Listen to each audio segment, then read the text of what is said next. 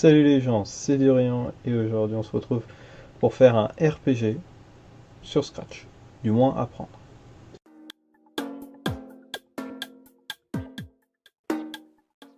Alors du coup on va commencer par les bases. Les bases sont simples, nettoyer son plan de travail déjà pour commencer. Là on a un plan de travail assez joli, avec ici le rangement des lutins, ici la zone d'action et là, ici la zone de code. Très sympathique. Donc pour savoir, en fait, pour les bases, on doit d'abord savoir ce qu'on veut. Donc qu'est-ce qu'on veut faire avec quel genre de choses en fait. Quel genre de choses il nous faut. Donc nous si c'est un RPG, il nous faut un personnage qu'on pourra bouger, qui aura un inventaire, qui se déplacera sur une map précise, et autres. Donc, par là, il nous faut euh, des moyens en fait, d'avoir des designs. Parce que du coup sans design on va pas faire grand chose. Donc pour ça je vous ai mis en description un lien qui va directement à un site. Alors c'est libre d'accès. Alors du coup voilà, c'est le site Adobe Stock. Donc vous avez plein de trucs très sympathiques, en 8 bits toujours, je trouve que c'est le mieux. Parce que comme ça montre qu'on n'a pas besoin d'épuiser énormément de ressources pour avoir un truc assez joli. Là voilà, plein de trucs sympas, c'est libre d'accès. Si vous voulez prendre, vous pouvez. Pour les musiques, je vous conseille d'aller directement sur YouTube. Ça sera directement mieux. Bien sûr, faire attention de prendre des musiques libres d'accès également. Ça évitera des problèmes. Donc sur ce, on va commencer par la théorie, en fait, ce qu'on veut.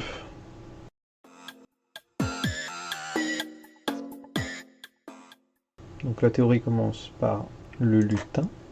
Donc sans lutin, on ne pourra pas faire grand chose. Alors moi j'ai directement le mien que j'ai fait. Sinon vous avez pareil sur le site. Donc voilà, notre petit personnage. Ici très très joli, très gentil. Qui va se déplacer sur une scène. Qui est ici.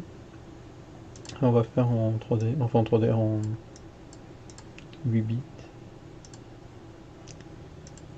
Voilà, c'est un peu... Voilà, là, là c'est mieux je trouve. Au niveau plus clair. Parce que trop clair, ça tue le clair. Donc pour commencer, il nous faut une base. On commence toujours en appuyant sur le petit drapeau. Et puis aussi un autre lutin. Faut pas oublier de nommer ces lutins d'ailleurs. Qui s'appellera opérateur. Si je sais écrire opérateur, je pense que tout va bien se passer.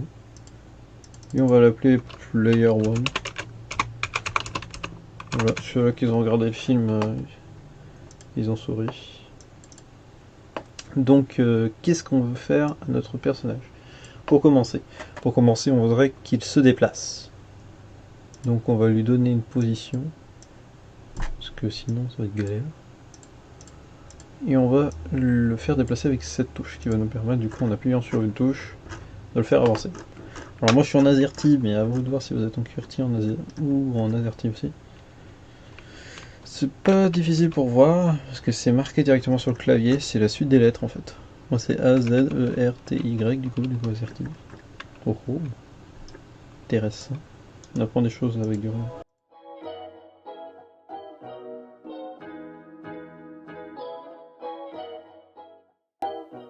Qu'on oublie énormément de trucs. Ça faut éviter. Donc tout con, hop, on place des déplacements, parce que si on met pas de déplacement, bah jamais il va se déplacer. Et puis là, vous voyez, on a le problème, c'est que j'appuie sur des différentes touches, ça se voit en fait. Mais le personnage va tout le temps dans la même direction. Donc ça, on va régler le problème avec ceci, s'orienter. Donc maintenant, on va pouvoir le faire se déplacer. Donc vers la droite, ça marche bien. Vers le haut, ouais, vers le droite et vers la gauche. Ouais, c'est pas épique, hein.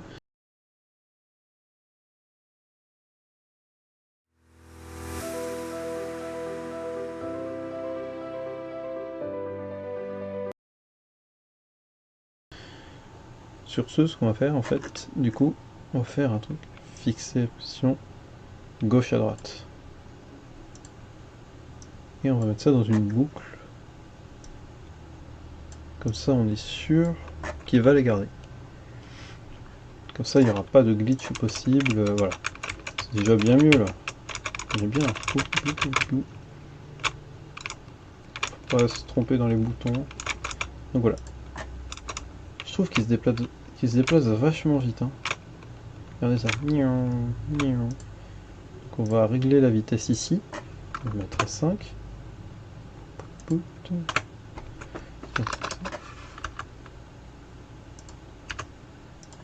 Que voici. Donc voilà, on a déjà appris comment ça se déplace. Voilà, impressionnant, hein, on a appris ça en 5 minutes. Il va falloir que je me dépêche.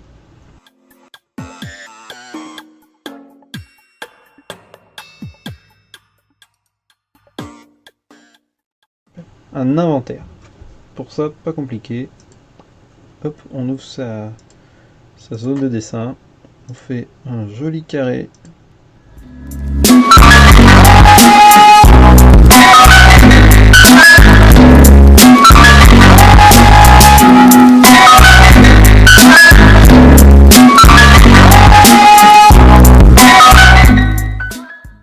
Donc voilà, c'est bon. Ça suffira. À savoir que c'est temporaire. Hors cam, je vais retaper les designs parce que c'est pas épique. Je fais ça un peu en vitesse pour pas que ça soit trop long non plus. Je sais que la vidéo elle va être assez longue à regarder. Alors quand t'es déterminé, ça va passer tranquille, mais quand t'es là pour regarder ou je sais pas quoi, ou le truc que tu trouves ça difficile et autres, tu peux trouver ça long, ce qui est tout à fait normal. On va être franc là-dessus. Donc toujours nommé son petit lutin. Pas interface inventaire, c'est avec un V. Pareil, si un jour je sais écrire inventaire correctement avec A-I-R-E, et ben je pense que le monde ira beaucoup mieux. Quoi qu'il en est, on va débuter enfin avec les variables ici. Alors en gros, c'est quoi une variable? Bah c'est une variable en fait, c'est une constante, un chiffre.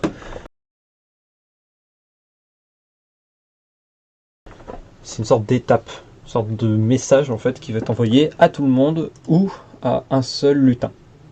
Ça permet de faire des sortes de connexions, des sortes de câbles. Voilà. Donc on va pouvoir commencer du coup, lui il dit V1 est égal à 0. Alors pourquoi V1? Parce que tout simplement c'est comme ça qu'on fait dans le jargon pour nommer ces variables.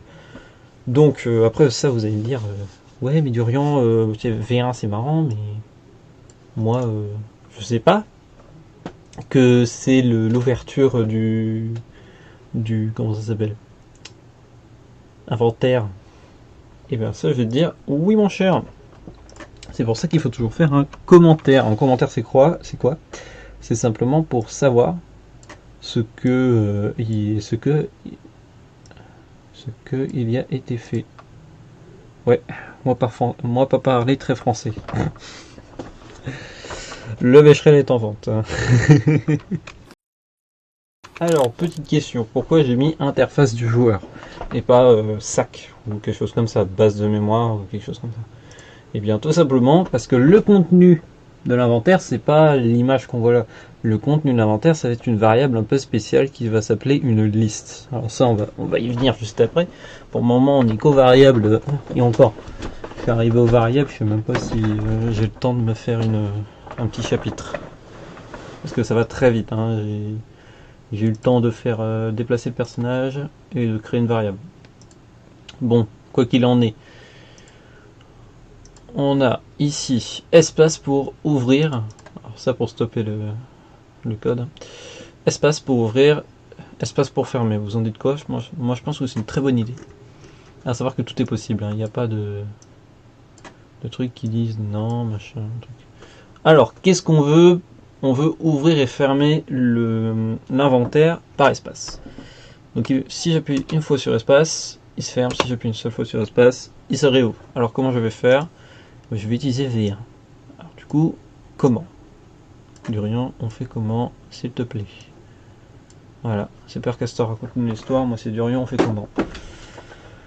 Alors, à ça, je vais vous répondre comme ceci. Alors, je fais le code, puis après, je vais expliquer comment ça fonctionne. Vous répondre. En gros, V1, qu'on peut afficher d'ailleurs, en appuyant ici, ouais. V1 est à 0.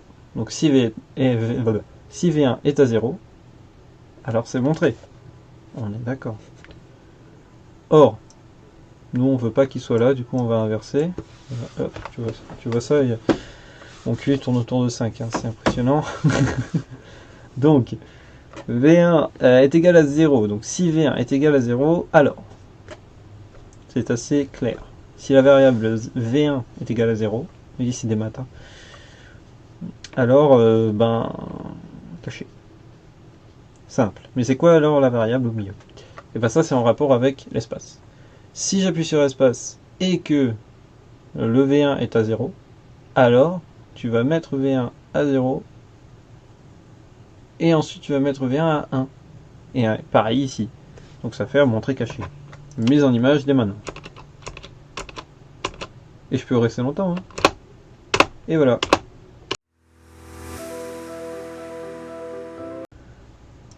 Boum. Donc voilà, on a appris comment faire un inventaire. Enfin, du moins, comment faire apparaître et disparaître une interface. Donc maintenant, on va passer à la partie plus technique, l'intérieur d'un inventaire. Comment ça marche? Très simple. Tu vas créer une liste que tu vas nommer.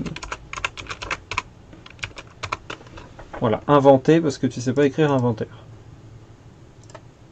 C'est moi qui sais pas écrire, hein, ne le prends pas personnellement. Toi qui regardes, je ne voulais pas t'offenser. Donc ici, tu mets toujours inventaire avec un Z, sinon tu changes tout. Et tu dis c'est quoi? Donc là, tu dis le contenu de l'inventaire.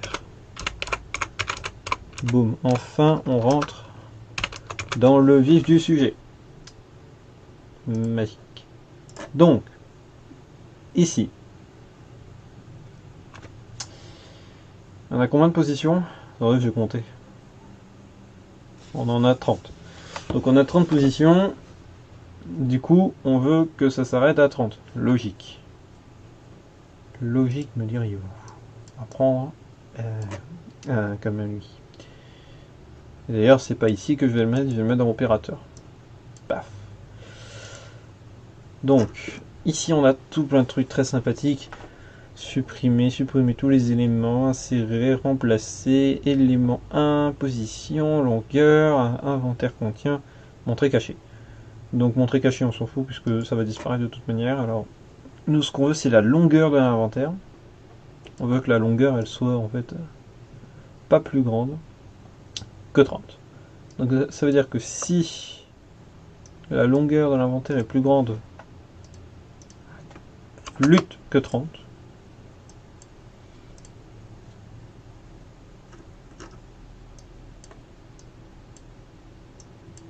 alors vous avez supprimé le dernier élément. Sauf que là du coup il y a tout qui est cassé. Bien. Donc voilà, on a ça. C'est pas épique. C'est pas épique, mais du coup nous on va utiliser un moyen très spécial pour rentrer dans cette petite maison. C'est en gros une petite flûte, un petit lutin, comme ceci, tac, qui va être un très joli carré, comme ceci, qu'on va mettre au centre, et voilà. Et ce très joli carré, en gros c'est lui qui va être une porte pour tous les endroits différents. Donc il va être à plein d'endroits différents, et ça c'est très sympathique. Comme ça on va apprendre à utiliser un même lutin pour comment? Pour diverses actions.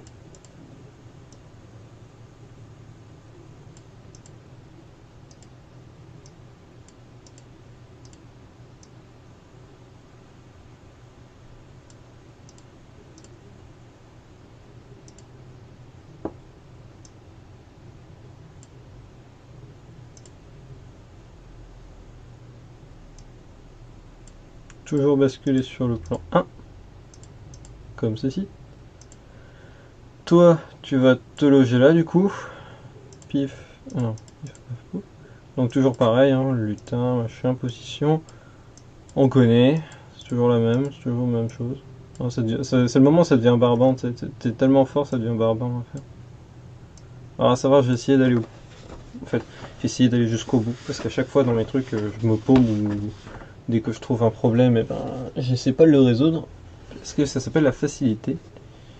Enfin, je cherche la facilité. Donc là, je vais essayer de me motiver. De toute façon, si j'ai mis sur internet, c'est pour qu'on puisse le voir.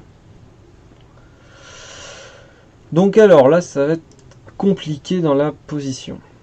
Si, en gros, mon personnage, ici, donc nous, on est sur... flûte.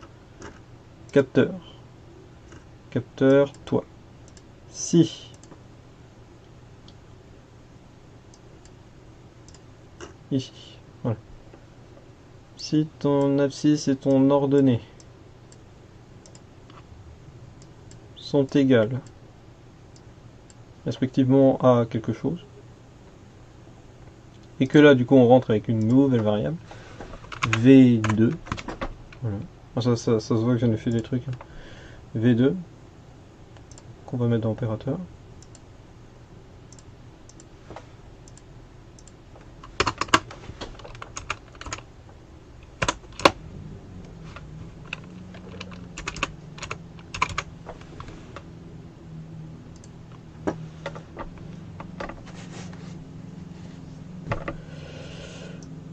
Donc voilà, on va pouvoir commencer du coup. Du coup, l'abscisse et les grecs, c'est marqué ici. Donc ici, on est sur du 101. Sur un 84. Magnifique. Paf, paf. Et ça, on va là. Oups. Voilà, donc ça, c'est déjà ça.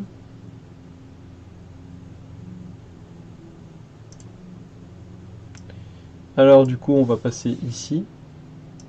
Quand voilà, notre petit player one sera touché. On va passer sur le deuxième plan à partir du moment où c'est touché. Et voilà. Tac. Alors je crois bien que la variable, j'en ai fait une pour rien du coup. Ou quoique, ah non c'est bon, il faudra juste que je modifie. Voilà. Donc, j'ai touché. Du coup, toi tu vas aller ailleurs. Tu vas aller ici.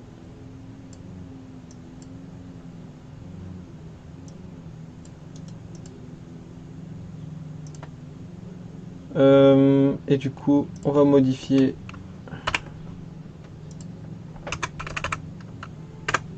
la position. Tac. Et du coup, on va passer à Player One. Ici, on va mettre V2A1. Hop. Et ici, V2A0. Tac. Et toi, en fait, ta position, genre, ça va être ici, on va dire. Position. Tac. Toujours pareil. Et puis là, on recommence comme tout à l'heure. Le même truc. Donc, la loupe. Ceci. Enfin, ceci. Ci plutôt. Ensuite, le petit égal. Les opérateurs, en général, tu utilises ceux-là. Et moi, j'aime bien utiliser cela pour celui-là. Pour les IA. Très sympathique. Donc, si c'est égal à 1, tu te montres. Sinon, le contraire. Ça paraît logique. Tac, tac. Ici, j'ai pas mis V2. Du coup, je m'en occupe tout de suite. V2, hop. Toi, je peux te fermer. Voilà, hop. Ah, voilà, problème du jour. C'est que si on est sur l'arrière-plan 1. Alors, attendez, je réfléchis comment... si le numéro de l'arrière-plan est égal à 1, et pour savoir si ce que tu fais est bon, parce que là typiquement je sais pas, tu appuies dessus, true, bah du coup c'est vrai en anglais, donc c'est bon. Comme ceci, et bien tu vas ici, et voilà, et comme ça, je fais ça, j'y vais, je monte, et pif. Mais le problème n'est pas compliqué en pratique, mais on va dire que c'est plus compliqué quand même, sinon c'est pas facile, sinon c'est pas gentil. Alors en premier temps, il y en a ce qu'ils font, c'est qu'ils prennent la couleur directement. Tu vois, ils prennent la couleur, ils prennent le déplacement, hop, ils font -5. Ça c'est la méthode rapide. Tu vois, hop, il me dit, ah bah let's go. Bon, bam. Ah non. Voilà, ça fait l'efficacité, vous avez vu. Tac. Ah bah je peux pas y aller. Mais si en fait je peux y aller. Et c'était ça le problème en fait. C'est que à la couleur quoi. Parce qu'à chaque fois que tu bouges, ton personnage est replacé. Parce que son centre lui n'est pas au bon endroit. Son centre il sera jamais bien placé de toute manière. Là c'est l'ordinateur qui l'a placé lui-même. Là c'est au centre, pile au centre. Là, vous allez voir, voilà. Chaque fois que j'appuie, ça le fait avancer. Pourquoi? Peut-être parce que j'ai mal placé. Ça je vais le savoir dès maintenant. Alors du coup on va voir. Tac. Dac. Ok, j'ai compris. Voilà. Live action, comment je viens de régler un problème. Voilà. C'est le problème avec Scratch. Scratch, c'est un logiciel qui fonctionne par liste en quelque sorte. Ça va fonctionner de haut en bas. Du départ jusqu'à la fin. Donc voyez, j'avance avant de tourner et c'est ça le problème. Là, je tourne avant d'avancer. C'est bon, on est bon. Nickel, problème réglé. Avec la collision qui suffit largement. Enfin, sauf que le problème, vous allez me dire là maintenant, ouais, mais Durian, là, du coup, moi je peux pas accéder à ma porte. Tiens, il y a un autre problème de collision ici. Voilà, je maintiens. Tiens, je tourne. Et me voilà de l'autre côté. Ça fait pareil ici. Non, ça le fait pas. Ça fait que vers le bas. Quoique.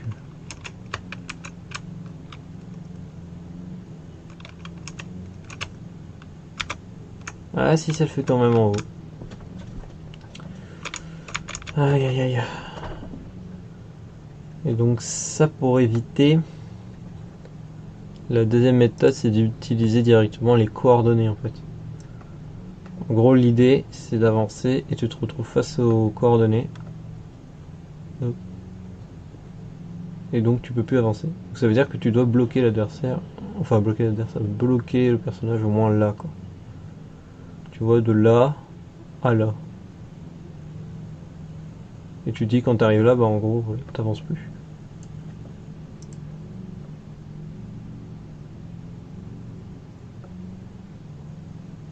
Ça peut être un fêté aussi. Donc pour le faire, pas compliqué, toujours. De toute façon avec moi c'est jamais compliqué. Et après ça je pense qu'on va pouvoir s'arrêter. Parce que ça fait déjà ça va faire bientôt 40 minutes. Si je laisse jusqu'au bout. Donc pour ça, pas compliqué, tu prends ça, tu mets le petit ici comme d'habitude. Ceci.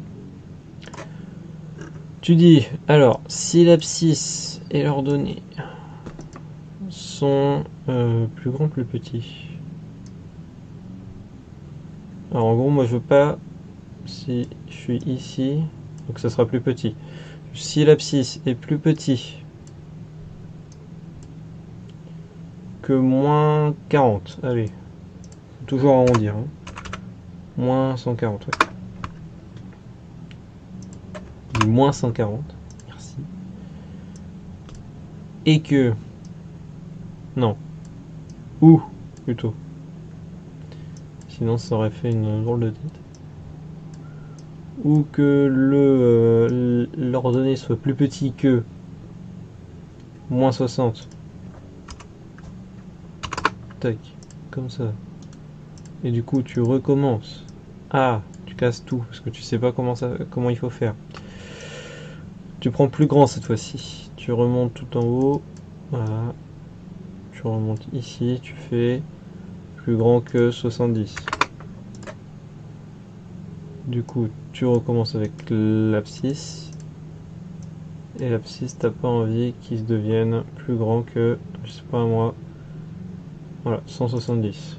C'est bien 170. Tac. Donc tu fais des ou, parce que là ça te donne du coup un choix. Parce que et c'est avec en fait. Du coup si tu mets un ou avec un ou à place d'un avec, enfin à place d'un et, ça va faire un drôle de truc. Et pareil si t'inverses, si tu mets un et au lieu d'un ou.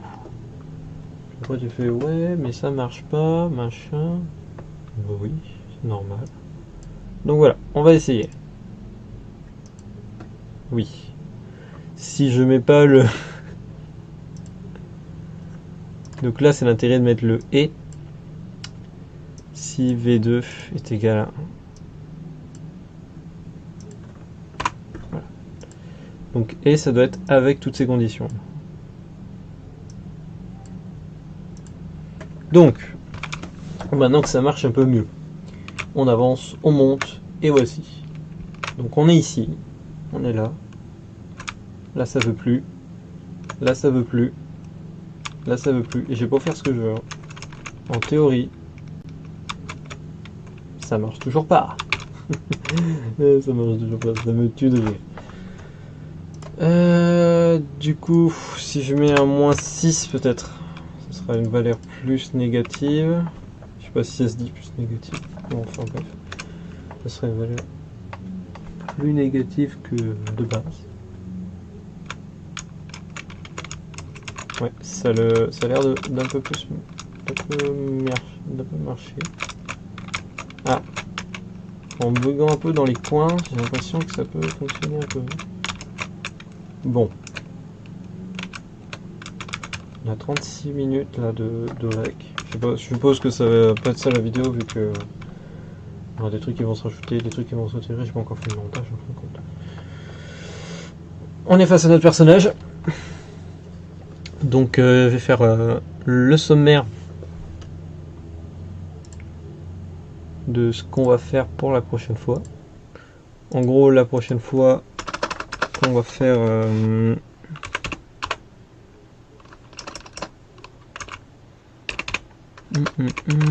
il faut que je me concentre pour écrire. Arrière-plan. Voilà. Voyons. Arrière-plan. Donc la prochaine fois, ce qu'on apprend, c'est comment converser, comment faire une action avec un personnage. Peut-être régler le problème de la porte là, parce que du coup je peux pas y accéder. Je suis coincé du coup. S'il y a un personnage, faire une quête. S'il y a une quête, agrandir la map. Donc je pense que la prochaine fois ça va être parler avec un personnage, enfin, interagir avec une entité, quelque chose. Faire une map, un open world en fait, infini, et un inventaire plus complet. Donc j'espère que ça vous a plu, cette première partie. Sur ce, moi je vous dis ciao, c'est Durian, à demain.